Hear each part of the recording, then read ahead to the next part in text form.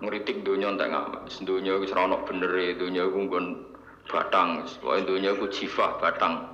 Sing berebut batang ya siap-siap rebutan mbek asu, pokoke ngomongnya wis tok ndi-ndi.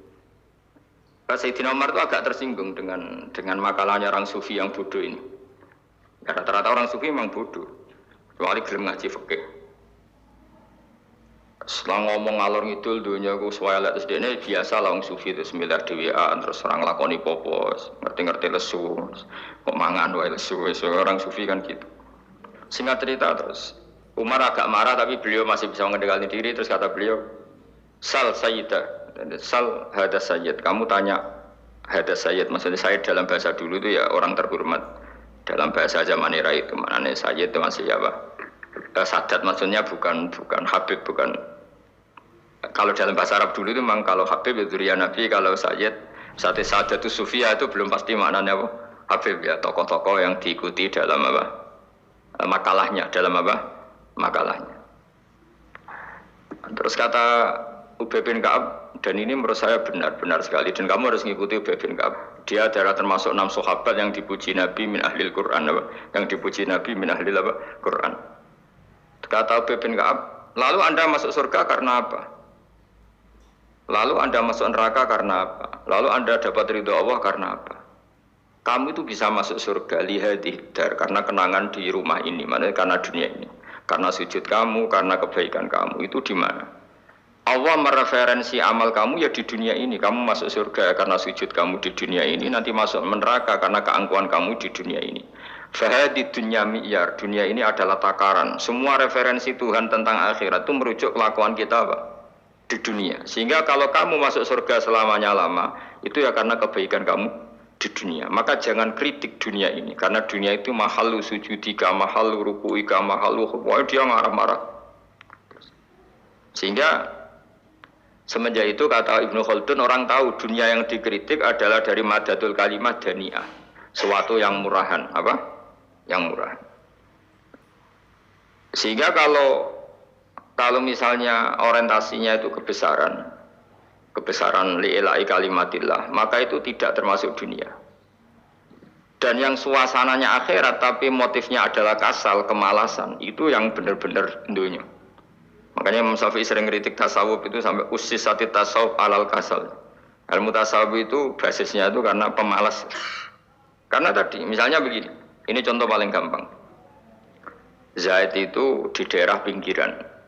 Di daerah pinggiran di mana Islam itu minoritas. Terus dia ingin kaya raya supaya bisa bikin masjid atau bikin komunitas Islam. Atau dia ingin jabat jadi lurah supaya nggak ada pelarangan orang sholat karena dia yang punya otoritas bikin aturan. Atau kalau mungkin cukup lebih besar dia ingin jadi bupati supaya daerah situ familiar dengan Islam karena pejabatnya muslim. Itu tidak dunia karena semua orientasinya untuk mengawal sujud, mengawal kebenaran. Tapi kalau kamu di daerah pinggiran kemudian milih dhewean kabeh kersane pangeran, sithik-sithik kersane pangeran, terus kamu meninggalkan aktivitas dakwah, itu yang dunia karena motivasi kamu adalah al-kasal, males dari mewarnai buminya Allah ini dengan sujud. Ini yang banyak orang sufi salah paham. Makanya orang sufi harus ngaji fikih. Bendekne roh dielingno wong alim, wong fikih nak kitmanul ilmi ku haram. Kitmanul ilmi haram. Menyimpan ilmu itu haram. Tidak memberi kontribusi dalam proses orang sujud adalah haram. Tidak memberi pencerahan pada umatnya Nabi adalah haram. Menikmati keasikan eling pangeran dewi adalah haram. Dia harus diingatkan gitu terus. Kalau enggak, itu bahaya bagi agama ini. Makanya dulu itu enggak ada orang sufi yang enggak ngaji ulama fikih. Sekarang kebalikan, malah wong sufi darani fikih mau kulit dekne wis tok hakikat, sembrono.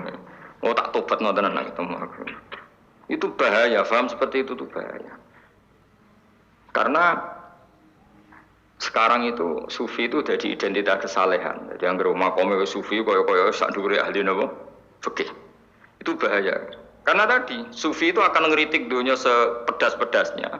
Kemudian ujung-ujungnya meninggalkan dunia, kemudian happy-happy asik pangeran dewean dan membiarkan umatnya Nabi ini berserakan kemana-mana, tidak terlibat sama sekali, tidak memberi kontribusi sama sekali. Cara bahasa gampangannya orang gelem amar ma'ruf, gak gelem nahi napa mungkar.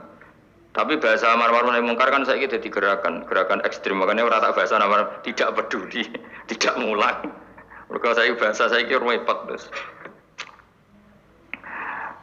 Paham ini penting kalau terang. Jadi kalau baleni malih iki.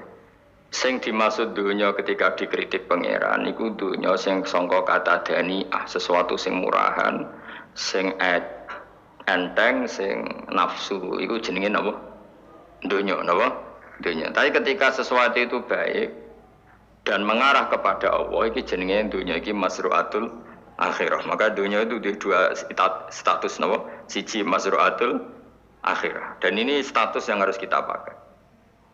Makanya kata Imam Ghazali itu, gue nak radi duwe, sak penat-penate urip terus merasa gak punya kenikmatan. Datang saja ke kuburan dan yakinlah semua yang sedang mati keinginannya hanya satu, ingin kembali di dunia dan memperbaiki amal-amalnya. Berarti dunia adalah segala-galanya bagi orang yang sudah mati. Ya, orang yang sudah mati itu cita-citanya satu, la'alli arji, semoga kita kembali ke dunia. Untuk apa? Untuk membenahi semua kesalahan yang pernah dilakukan zaman dunia. Terus kamu ingat, fa'ana fid dunya. Ya Allah, alhamdulillah sekarang masih saya di dunia. Artinya saya punya satu kesempatan yang diinginkan semua orang yang sudah mati di seluruh dunia. Lalu malah wali anu surip malah kepengen mati. Saking kakean kasus ini, apa? Kakean kasus. Makanya di sini sirinya para rasul, para nabi itu sering donga Allahumma tawil umrona, sehingga banyak orang soleh mendoa supaya panjang umur. Itu karena pas itu yang hadir adalah dunia dengan makna masru'atul akhirah. Tapi ada juga wali dan nabi kadang-kadang donga, ya Allah, jika sebaiknya saya mati saja. Itu ketika tergambar dunia yang sudah murahan, yang sudah arogan, yang sudah tidak jelas. Maka dunia ini punya dua status sekaligus. Jika prospek bagi Anda untuk masru'atul akhirah, maka nikmati senikmat-nikmatnya. Tapi jika bagi Anda ini sudah menjadi ladang maksiat apa-apa, maka jadikan dunia ini tempat tobat. Karena akhirat itu nggak ada apa-apanya dibanding dunia. Jadi akhirat itu hanya mereferensi dunia, mereferensi dunia. Ini penting kula aturno. Kadang-kadang sufi kemudian goblok, ora iso ngaji. Dia nganggep dunia sampai akhirat itu penting akhirat, tapi cara maknaninya salah. Lho kowe nganti ning akhirat mlebu swarga itu karena apa coba? Amal zaman di mana? Dunia, berarti penting mana dunia sama akhirat? Penting dunia, karena akhirat mau efek, apa? Efek dunia ini yang pokok. Apa? Dunia ini yang pokok. Kalau Allah kan cara ngendikan tidak seperti itu. Allah cara ngendikan gini loh. Akhirat, maksudnya walal akhiratu khairul laka minal ula gini. Sesuatu yang berorientasi akhirat dan kemudian menjadikan kamu nyaman di akhirat itu khairul laka minal ula, itu lebih baik ketimbang dunia. Ora kok kowe nak ning donya nak sepe melek ning akhirat apik ora ngarang ngono, nak ning donya melek ning akhirat luwih parah. Kayak mlaratem cek ngene iki kan. Tapi kan cek iso ngopi, cek iso mangan tengkleng. Soben ning akhirat gak iso blas, dunyel-unyel malaikat ngawur. Gayamu bareng melarat terus ning donya lara lah nak ning akhirat penak. Aku yakin ora luwih lara, tak jamin. Ngeraine kan ketara nak keliru omongan aku ning donya lara lah sementing nak akhirat penak itu ndak bisa. Kowe nyifati donya nggon lara iku serapati ridho mbek pangeran. Berarti ketika iso ngopi ra syukur, ketika iso mangan ra syukur, anane nyifati donya lara. Berarti rapati ridho mbek pangeran. Malah dibles-blesno sebenarnya. Pemenang nak pengurus akhirate aku tak tekek. Cuma aku lho pengurus mbok ora sok bendeng. Tapi gak ada rencana daftar jadi panitia apa? Akhirat. Tapi kira tak syafaat ya biarno karena ini penting kalau terang. Makanya Imam Syafi'i masyhur makalah beliau tentang fikih dan tasawuf itu. Nggih saya kutip ya, dan saya memang saya hafalkan terus makna teman. Faqihan wa sufiyan fakun laisa wahida fa inni wa haqqu wa iyyaka ansahu. Kata beliau mensifati orang fikih fa hadza qasin lam yadhuq qalbuhu tuqa. Wa hadza jahulun kayfadul jahli yasluhu. Itu masyhur. Di dunia ini, identitas di dunia kita, dunia ulama itu hanya dua. Kalau nggak sufi ya faqih. Kamu jangan jadi salah satu. Faqih adalah orang sing qasin, itu qalbuhu qasin, hatinya itu keras, hatinya atas. Lam jatuh qalbuhu tuqas, gak ditakwa blas. Wong faqih ora ditakwa blas, gak diempati blas. Tapi orang sufi itu ada jauh ini malah geblek, malah parah meneh. Sing sitok atas hati ini sitok geblek dari Imam Syafi'i. Kena protesnya berarti Imam Syafi'i aja protes aku. Kenapa begitu? Misalnya gini orang fikih. Kalau bapak nyontohkan tuh gini. Orang fikih itu punya aturan. Misalnya kalau rukuk tidak begini nggak sah. Sujud kalau nggak begini nggak sah. Sholat kalau tidak begini nggak sah. Oke, aturan itu baik. Tapi punya keangkuhan berpikir. Misalnya ada orang desa terbelakang. Misalnya di pedalaman Gunung Kidul, Kulon Progo. Ada orang yang ditobatkan orang-orang sufi. Orang sufi itu ya sing rodok goblok-goblok itu. Misalnya nobatkan. Enak wae wong fikir melok nobatno tapi tahu-tahu bilang ini sholatnya nggak sah, rukuknya nggak sah, Fatihahnya nggak sah. Jadi sing sufi, wah semane nobatno ora iso sholat apa ora disahno. Si sufi ya goblok pisan, ketika ngawal si ajudannya tadi sholat nggak dikawal. Sehingga banyak aliran di Jawa sholat ala kali Joko ya ono Fatihah mau meneng tok. Sitok sujud tok. Jadi ini sitok atas hati ini ora gelem bina tapi muni rasa. Sitok goblok, ora tahu nerusno pembinaan. Akhirnya ya mandek ning satu kesalahan dan diwaris ya bergenerasi-generasi. Makanya kata Imam Syafi'i itu, sitok goblok, sitok atas hati ini. Jadi, kamu jangan jadi salah satu itu. Makanya kamu aman, karena kamu tidak sufi ya, tidak fakih. Makanya nggak masuk yang dikritik Imam Syafi'i. Kamu sufi ya ndak, fakih ya ndak. Makanya kalau Imam Syafi'i ngeritik itu, tapi alhamdulillah saya ada dua-duanya. Yang ndak sufi, ndak fakih. Karena orang sufi itu kalau ditelusuri, itu memang kesalahannya terlalu banyak. Kecuali dia mau ngaji fikih. Kenapa? Kecuali dia mau ngaji fikih. Kayak tadi misalnya, sampai Imam Syafi'i zaman itu duka yang menghentikan usisat tasawuf alal kasal. Ilmu tasawuf itu dibina. Itu berdasar kemalasan. Loh, saya punya teman sufi banyak. Saya ini kiai. Punya teman sufi banyak. Tekon dengan kula Gus, dunia wis rusak, sementing sakniki wis ngatah-ngatahno istighfar. Memangnya kita bisa diistighfari pangeran, di sepuro pangeran ketika kamu orang alim ndak mulang? Memangnya kowe iso di sepuro pangeran ketika kowe sugih ra zakat? Memangnya kowe iso di sepuro pangeran wis kere ra nyapu masjid teko Jumatan, bareng ngrokoke diusep-usep ning pojok masjid bar mulai. Enak wae. Ana keran coplok wis dibarno. Memangnya kamu bisa jadi orang miskin seperti itu kemudian dimaafkan Allah? Ndak bisa. Kamu harus terlibat dalam proses sholat. Wis kere ya urun gawe keran, misale ra ngono ya urun masjid ya nyapu-nyapu, sing sugih urun dhuwit, sing alim urun mulang. Kok enak? Dunia bangkep rusak terus kabeh dhewean menengi sampean ke dhewean neraka ora tak baturi ya ngono. Ndak bisa, sufi seperti itu ndak bisa, tuh kriminal. Malah Imam Syafi'i dalam satu makalah besok tasawuf, awan wis rondok ngene. Saking ekstrimnya beliau. Nah, kenapa Imam Ghazali muji orang sufi? Kitab-kitab Risalah Kusyariah muji orang sufi itu sufi-sufi yang koyo kowe. Sufi-sufi yang belajar fikih, napa? Sufi-sufi yang masih mau belajar fikih. Kok enak? Jadi sufi itu maknanya sidik-sidik. Zaman wis rusak itu tidak seperti itu. Nak rusak ya amanat pengiran kon melok dandani. Nah, ketika ra kena didandani sebetulnya nggak masalah, kan ada alternatif. Misalnya gini, ada mobil rusak nggak bisa dipakai. Memangnya mobil hanya itu. Kan ada mobil yang lain itu jenis fakih. Ini ndak, kamu punya pemimpin hanya 2 atau 3 lah biar nggak nyindir. 3 atau 4 lah. Ketika 4 ini orang ini gagal, seakan-akan Indonesia gagal. Memangnya Indonesia hanya punya orang 4 itu, goblok sekali kita berpikir gitu. Segoblok-gobloknya apa? Memangnya Indonesia itu milik siapa? Kenapa kamu menggantungkan sama 1-2 orang, 3-4 orang? Gampang aja cari alternatif. Terus, tapi kan harus lewat pemilu, kujo menteri pemilu 5 tahun cepat. Mustafa Rohin Jokno jadi calon presiden. Nah, kemudian jadi negara tahlil. Karena dia ya, ngomong ekonomi ya ora iso. Ngomong wisata ya haram, ngomong budaya ya haram. Ngomong badan usaha milik negara ya ora roh deh. Lamun langsung dibagi-bagi. Tapi kelirunya kita selalu begitu. Ketika kecewa sama pemimpin, seakan-akan dunia ini tergantung pemimpin itu. Mana ada dunia ini dipasarkan sama makhluk oleh Allah. Dunia ini milik Allah, nggak pernah dipasarkan makhluk. Bahkan kiai mati pun nggak ngefek pada agama. Dulu sahabat meninggal agama jalan, wali songo orang-orang pilihan meninggal agama jalan. Karena Allah tidak ridho dunia ini, agama ini, dunia maupun agama dipasrahkan sama seseorang. Allah yang mengurus dunia ini. Apa nak konglomerat mati terus wong melarat kabeh? Ndak kan? Apa nak wong soleh mati terus wong bejat kabeh? Ndak. Allah yang mengurus agama ini, mengurus dunia ini. Saking goblokem, nak ono kecewa mek makhluk. Terus ya Allah, terus seakan-akan dunia ini runtuh. Ono pegatan sakake saiki ora ono sing lanang. Banyak orang pegatan terus bojo luwe apik.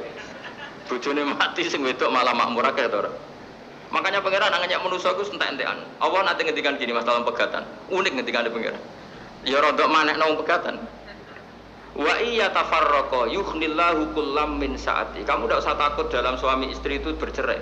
Wa iya tafarraqa jika dua suami istri bercerai, yughnillahu kullam min saati, bahkan satu-satunya per satu dari kedua mempelai ini bisa dikasih lebih kaya. Banyak enggak wong pegatan terus akhirnya lebih makmur. Dan kenangannya untung pegatan Mas dhisik aku untuk bojo sing dhisik wis. Aduh, suamimu goblok. Enggak sing lanang karena bosen dijudisi ngono untung saiki bojo konak bojoku sing dhisik. Banyak enggak orang pegatan kemudian kenangannya itu baik sama yang sekarang. Dengan yang lalu mau gerutu tok, banyak enggak? Banyak. Dulu kita punya pemimpin yang cakap, yang otoriter. Zaman itu pun di demo. Coba kita ini kan mulai dulu anggar di pemimpin di demo kok cek urip pantes di demo kan es mati digo kelangenan. Kelakuan kok ngono mulai dhisik nganti saiki.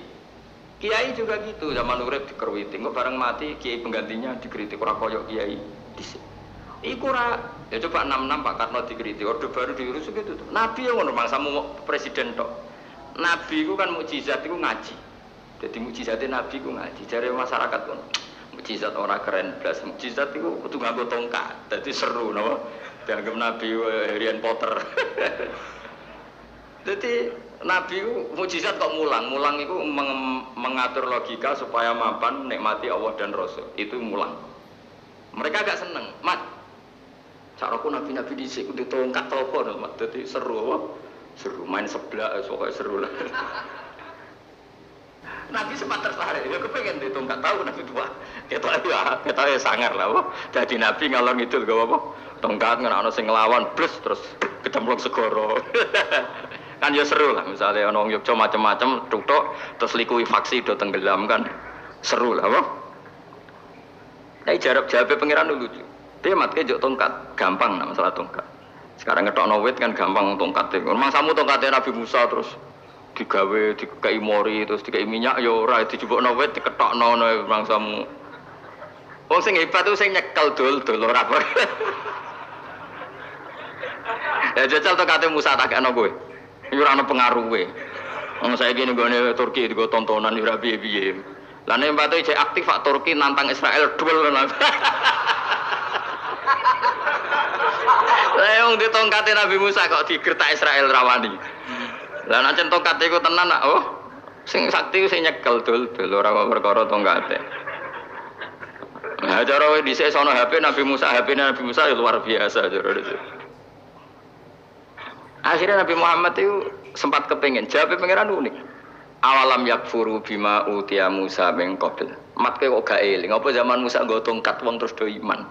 Awalam yakfuru bima utiya Musa min qabl qalu sikhroni tazahar wa qalu inna bikullin kafirun. Apa zaman Nabi Musa itu terus wong do iman? Ya tetep komentar dari tukang sihir. Padha wae. Nggo mukjizat ora padha wae wong nak berdua ya tetep berdua. Zaman Pak Karno sing tukang ngeluh ya ngeluh, zaman Pak Harto tukang ngeluh ya ngeluh, zaman Mega sing tukang ngeluh sampai saiki sing tukang ngeluh ya wis kegiatan. Kiai yang ngono. Kadang ada kiai saiki misalnya Surabaya zaman Mbak Arwani, Mbak Zubair. Memangnya zaman Mbak Arwani wong Kudus ngaji kabeh. Mangsaku ya kelakuane wis ngono-ngono wae. Misale kula ya kadang ya wong komentar. Gus wae ora kaya zaman Bandur Salim. Lah aku wis dididik bapak, zaman Bandur Salim apa wong ya ngono. Engko bapak zaman Bandur Sam apa ngono sampai zaman Basunan Bunang misalnya. Ayo jajal. Masa wong Yogyo misalnya. Saiki ora kaya zaman Bali Maksum Mbah Munawir. Memangnya zaman iku wong ngaji kabeh. Ya tidak juga kan, sarahku kayak nak ngaji sing ngaji ya ngono-ngono iku pancet ngomong iku. Itu pengalaman. Makanya ketika Nabi Muhammad kemudian dimujizat Nabi Musa jawab pangeran awalam yakfuru bima utiya Musa min qabl. Apa zaman Musa terus do iman mat. Padha wae nggo masa go tongkat ngalor ngidul ya. Biasa wae mat. Gak usah mujizatan mulang wis ngaten. Lho kula lho mau tawani pangeran mujizat kok sing karya Musa. Kula mboten purun. Ya perkarane kok malah lucu. Nabi kalor ngidul kok tongkat. Nabi Musa itu tongkate biasa, sing kodang ku wonge. Lah saiki ajek ning Turki. Nek kata tenan cek top Israel tuntas ya. Swabet terus likuifaksi tutup swabet meneh dadi negara bebas wong Israel. Terus Rajab Tayyib manggon kono. Itu aneh-aneh gitu. Makanya penting, yang dikatakan mukjizat itu ngaji. Ngaji itu bisa membentuk yakin. Yakin itu bisa membentuk tahqiq. Nah caranya yakin gimana? Tak warai kan, ben dadi wali. Wali sing jalur ilmu, jalur melarat wis kowe luwih iso. Wali ku jalur akeh. Alim ya iso dadi wali, zuhud dadi wali, melarat ya iso dadi wali. Syaratnya ridho ora kepengin sugih. Ya syaratnya melarat dadi wali ridho ora terbersit kepengin sugih ora tau muni lho umpama aku di dhuwit ora dadi wali, muni umpama tok wis ora dadi wali. Jadi fa inna law taftahu amala syaiton karena mengatakan umpama itu wis buka pintu setan. Jalur apa ke? Nah alim syaratnya hafal Quran, hafal ribuan hadis. Ayo nak zuhud syaratnya ra di HP, ra anan. Nak fakir ra oleh diangen-angen ae nanti. Apa rasa dadi wali? Gak usah ya.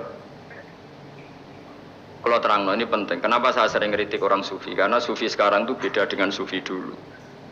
Di Jawa Timur itu keluarnya para kiai ya gitu. Kalau ada orang ikut toreko tertentu, terus gak gelem ngaji takrib, akhirnya elinge pangeran suwengi tapi sesucine keliru. Masalah didik anak bojo keliru karena ya mau sementing la ilaha illallah terus maca la ilaha illallah terus itu gimana?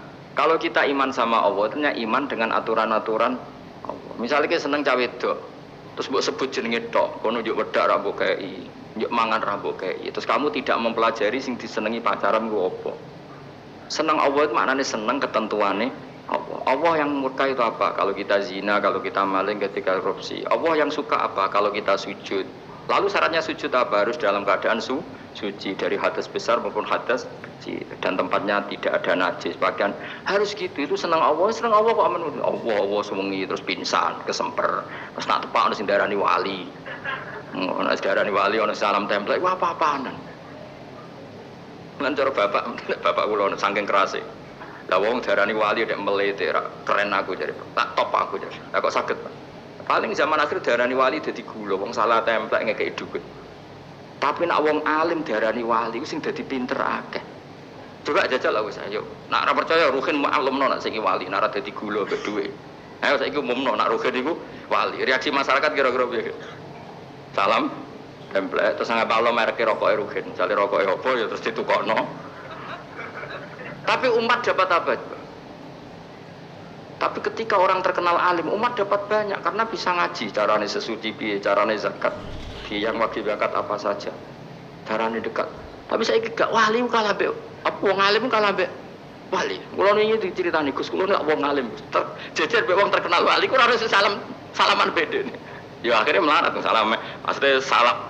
Alaman kok ana maknane ning Jawa Timur. Ora usah diterangno maknane opo. Wah kere. Wah kowe padha wae wong alim kasut to, Bro. Dekne kok kasuté perkara hasile iku. Iku ya sarap pisan padha wae. Sing kanca kula niku. Tapi sebenarnya kita harus jadi pelajaran. Kalau ingat Allah itu ingat aturan-aturannya Allah. Terus keling Allah suwengi terus piye? Allah bikin aturan, kamu suwengi ning masjid itu ketentuan fikihnya kayak apa? Kalau istri kamu sakit, anak kamu sakit, kamu wajib ngurmat anak bojo dan itu juga perintah Allah. Terus saya ingin Allah dulu nggak ada zaman Nabi seperti itu. Nabi itikaf sungi masjid tuh pikir wiridan, ya mulang biasa. Wiridan sekadarnya, habis itu Nabi yang ngajar biasa. Siapa yang tanya tentang haid, siapa yang tanya tentang ghanimah, siapa yang tanya. Jadi yas'alunaka 'anil anfal. Ketika mereka iskal, lalu ghanimah cara bagi gimana ya Rasulullah? Dibagi wa'lamu annama ghanimtum min syai'in fa'alillahi khumusahu wa lirrasul 1/5. Ada yang tanya lagi, yas'alunaka 'anil makhid. Istri saya cara ngakad tidak normal ya Rasulullah. Kadang-kadang over, terus disebut itu istihadah apa? Ditanyakan. Ada yang kaya usul ya Rasulullah duit kula kathah lalu tak kasihkan siapa? Yas'alunaka madza yunfikun. Ora kok terus eling pangeran sungi-sungi terus do ngantuk, bariku keturu, bariku makan-makan ora ono ngene.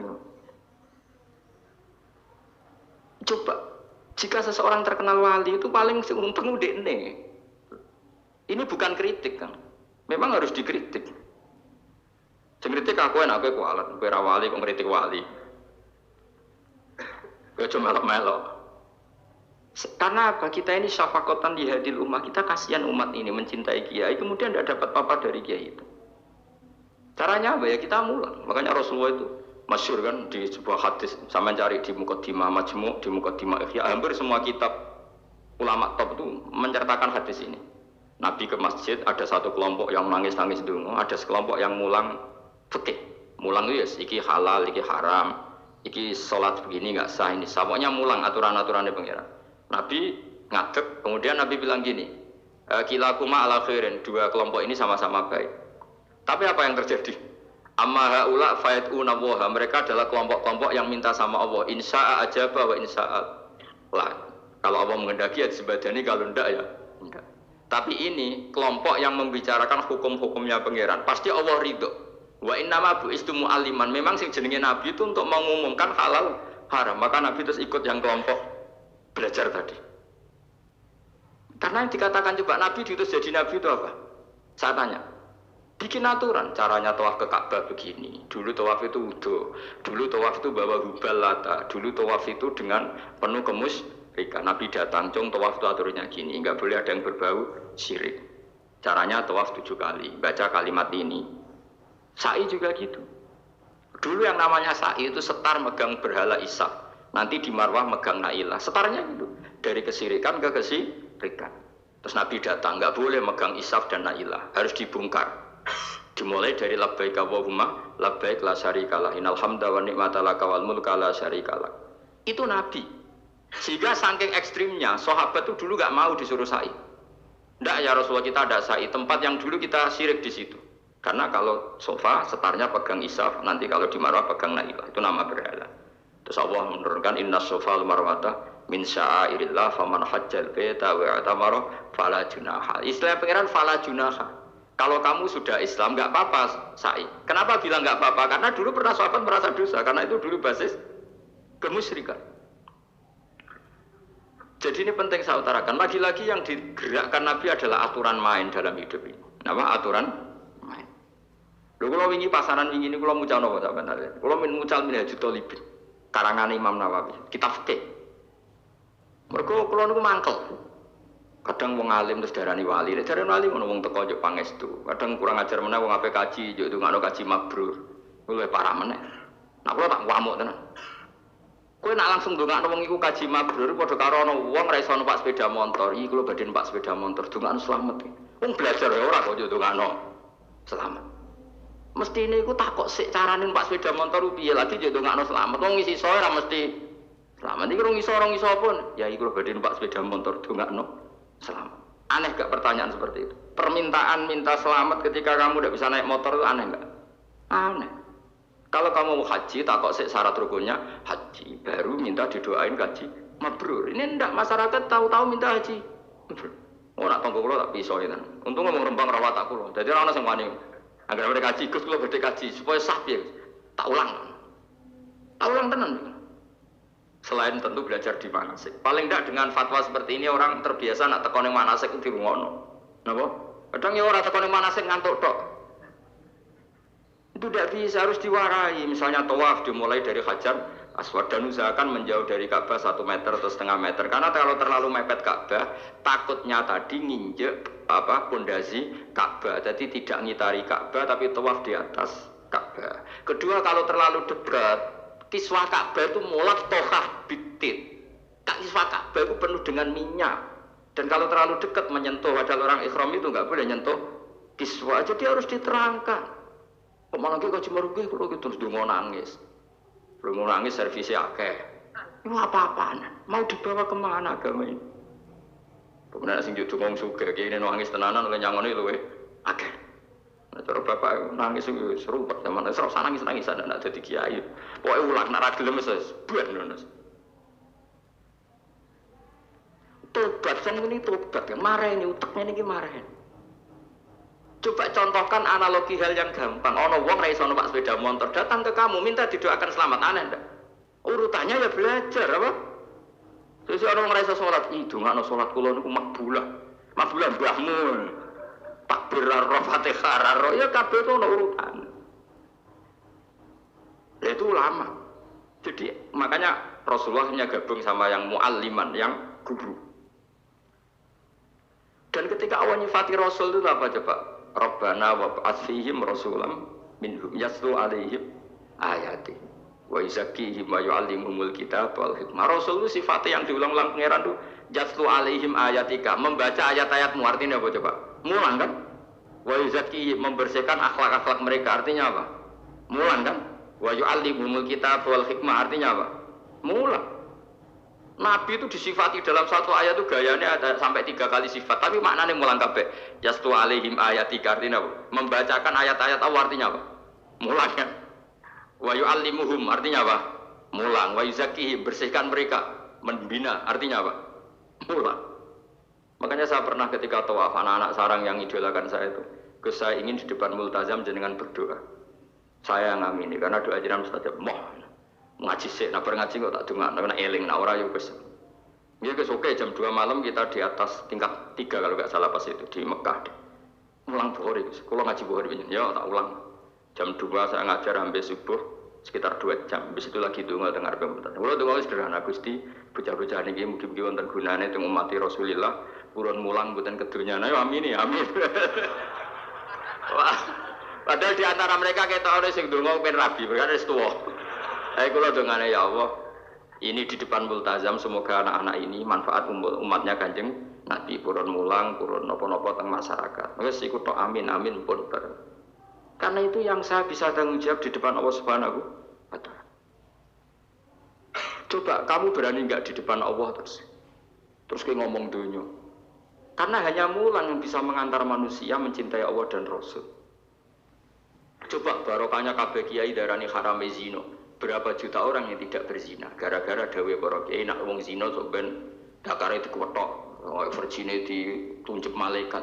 Entah cara ngulang gimana, cara tahdzir gimana terserah gayanya kiai masing-masing. Mungkin Mustafa nyontokno payudara nek diguantung, mungkin ada corak penyerot. Roken duwe pinter menawa dakare kok dikuwetok. Barokahnya tahdzir seperti itu, berapa juta orang yang kemudian tidak zina. Berapa orang nggak jadi rentenir gara-gara cerita para kiai? Berapa ribu juta orang yang nggak bodoh nih mergo apa jadi ilate itu digunting malaikat. Ini kan sudah kebaikan yang sudah masif. Kenapa tidak kita tiru? Lalu ada gerakan wong tekone masjid sudah jeleng Allah tok terus gak jelas ilinge itu perkara apa? Lu kalau itu selingan nggak apa-apa Kang, ya 1 jam, setengah jam. Liang itu ya tetap dibelajarkan halal.